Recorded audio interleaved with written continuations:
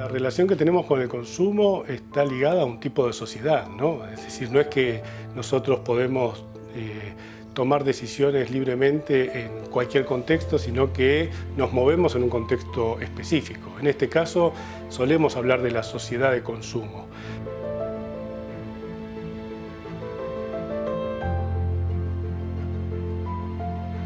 Y la sociedad de consumo es una sociedad en la que mucho de nuestro bienestar se juega en las posibilidades de adquirir un objeto o de poder acceder a ciertas actividades o de consumir ciertas sustancias. Entonces hay una invitación del sistema para que podamos consumir, para que consumamos, y eso hace funcionar la maquinaria. O sea que de algún modo todos estamos inmersos en el problema del consumo y todos seguramente tenemos algún consumo que podríamos llamar problemático, ¿no? O del que nos hacemos preguntas, bueno, ¿está bien lo que estoy haciendo? ¿Podría dejar de hacerlo?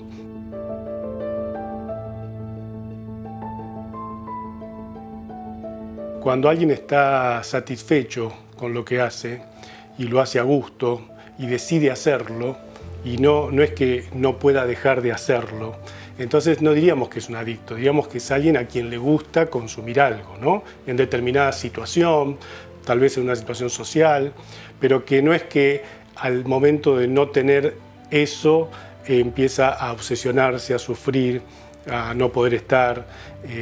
Quiero decir, me parece que pasa mucho por la cuestión personal de la satisfacción y de la decisión, ¿no? De sentir que eso que hago es algo que quiero hacer. No pasa tanto por la cuestión de la salud, sino que pasa más bien por el tema de poder ser dueños de nosotros mismos.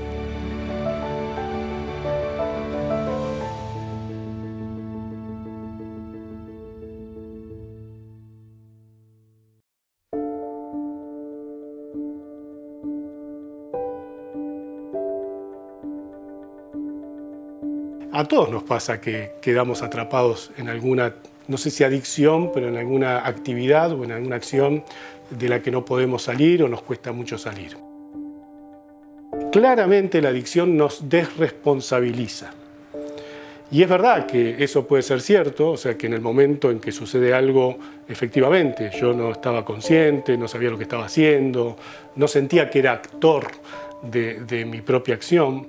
Es probable que eso fuese absolutamente cierto, pero es cierto que hay un momento en que yo tomé la decisión de empezar a consumir.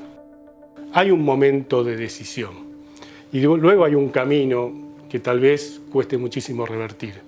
Pero hay algo ahí de la decisión y algunos dicen de querer escapar a la libertad, de querer dejar de ser libres para no tener que hacernos responsables.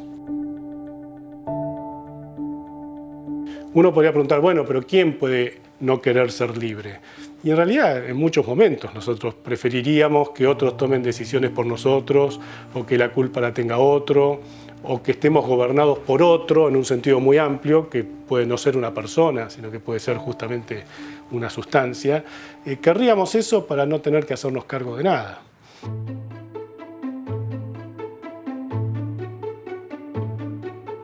Lo que es cierto es que hay una diversidad de opciones en la actualidad que son angustiantes.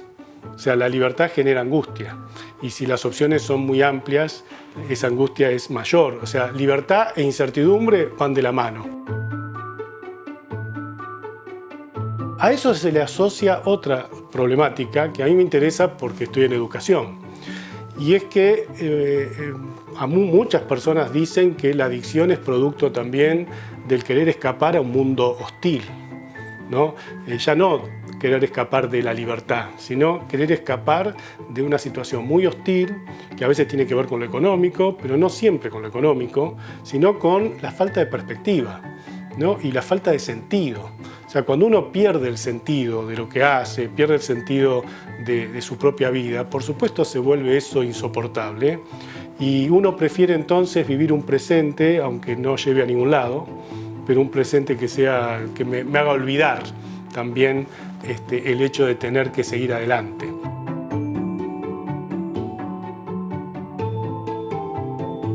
A mí me parece que es muy importante esto de la pérdida de sentido. Un filósofo francés, Sartre, daba un ejemplo en el Ser y la Nada. 3 alpinistas que están subiendo una montaña y todos tienen el objetivo de llegar a una cima.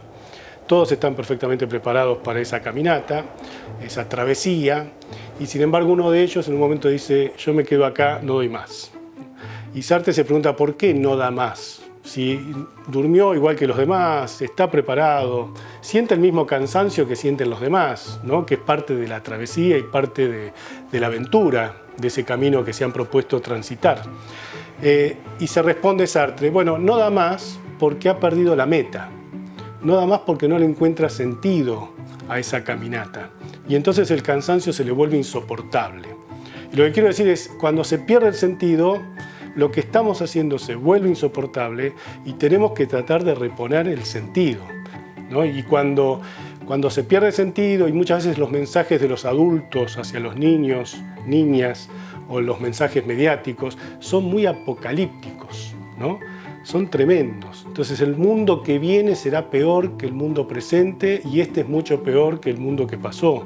Eso antes no se vivía así, ¿no? Antes se pensaba que la educación, que el hecho de estar en un momento de formación, de crecimiento, era para vivir mejor. Y sin embargo hoy se vive como que el futuro viene más difícil, más duro que el presente. Yo creo que eso también es causa de querer caer en la adicción y no tener que hacerse cargo de la propia vida, siendo que es tan difícil llevar a cabo un proyecto.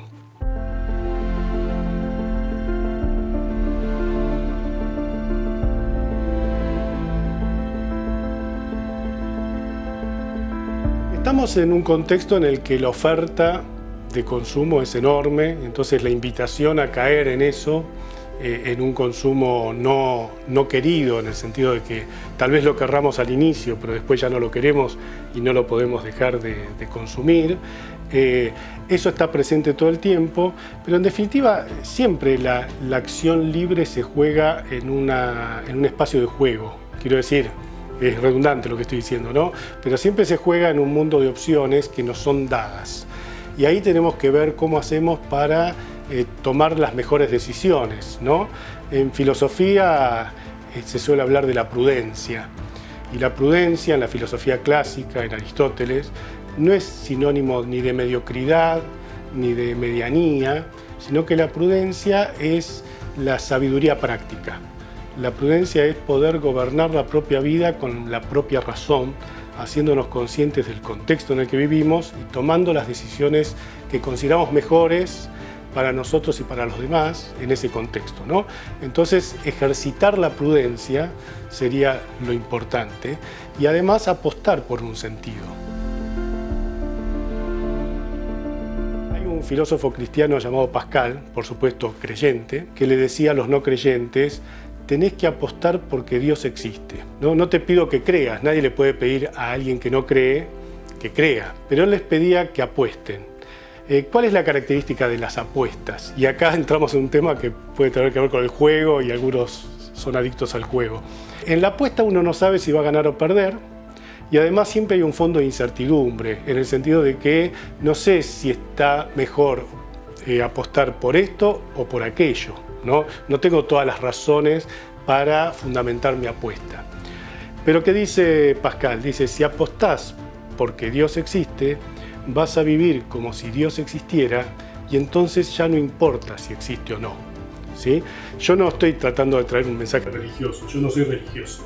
Creo que se lo puede traducir por el tema del sentido. Hay que apostar por un sentido y vivir como si ese sentido fuera real, ¿no? Ese como si es el que termina construyendo sentido y haciendo posible que despleguemos nuestra vida en el contexto que nos toca.